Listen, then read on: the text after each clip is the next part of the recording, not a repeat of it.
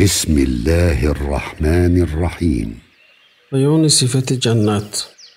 زمینی جنت است از سیم و از زر، بود خاکش همه از مشک و عنبر. بود از زرتنی هر نخل و رختش، ز مروارید هر شاخی درختش. بود هر برگ و هر شاخه زمرد، که باشد میوه‌اش الوانی به حد. بگفتش باز در جنت درخت است، که آن مأوای قومی نیکبخت است. اگر 100 سال اندر سایه او، شتابانه رود هر مرد نیکو. نگردد فارغ از آن ظل ممدود، دلی فردوسیان چون غنچه بگشود.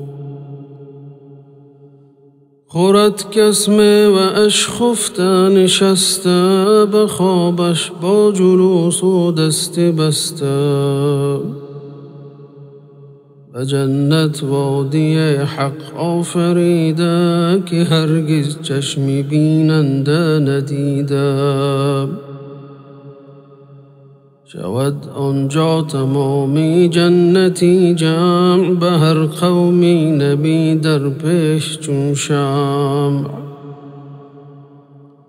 نبی ها و ولی ها و شهیدان، در آن وادی روند از امر سبحان. نشیند هر یک بر منبری نور، به پیش چشمشان نزدیک هر دور. ببینند اهل جنت را به رضوان، به هر قصر به جلوه حور و غلمان. زده پهلو سری تلهای مشکین، همه باشند خشنود و فریحین.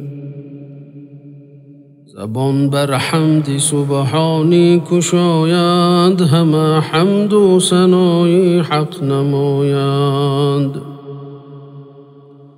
ندا آید ز ذات پاک سبحان، ز جمله راضیم من ای محبان. بخواهد هر قدر مطلوب که دارد، مرادی دل همه ظاهر نماید. بگویند جمله ای خلاق عالم، مرادی ما رضای توست هر دم.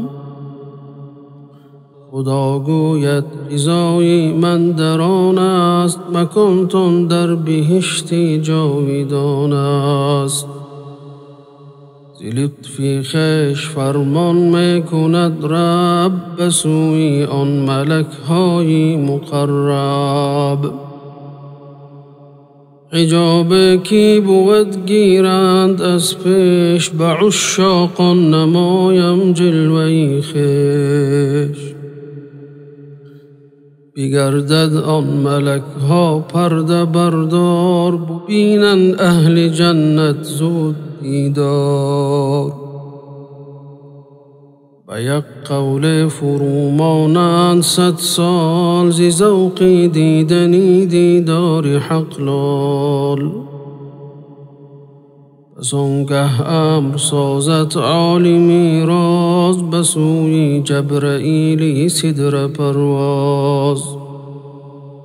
محبان راز مستی ساز بیدار، که تازین به خودی گردند هوشیار.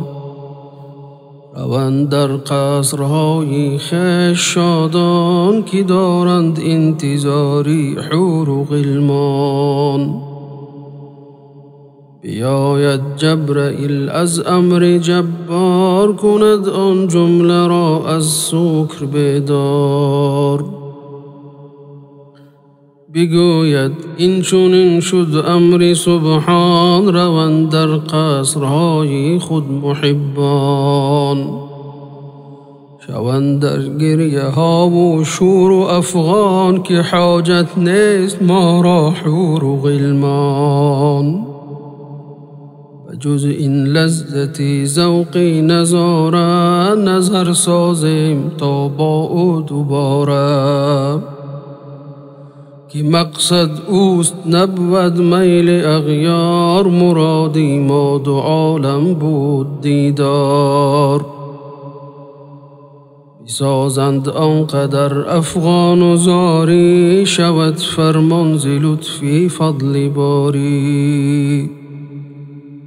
که فردوس و همه نعمی بهشتم، تمامی از بری ایشان سرشتم. به دنیا دیدند صد رنج و خواری، غریبی و ریاضتهای زاری. کنون رفته شوند در عیش جنت، بنوشد شهدها ساعت به ساعت.